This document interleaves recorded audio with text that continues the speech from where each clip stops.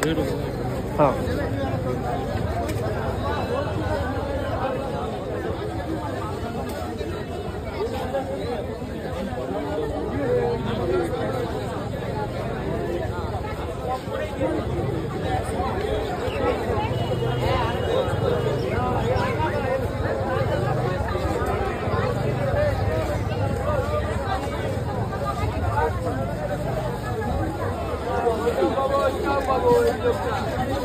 এই ফুল গাছগুলোর নাম কি আছে?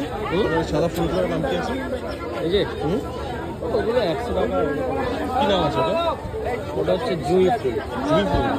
এটা কি তোমার ওই মানে চারিদিকে কি কি বলবো ওটাকে, মানে একটা লাগালে কি তোমার যেমন চারিদিকে ছড়িয়ে যায় সেরকম কি আছে? এটা হচ্ছে ড্রপ গাছ, ড্রপ ভ্যারাইটি। সেটা এইরকমই বুশ টাইপের। আচ্ছা আচ্ছা আচ্ছা।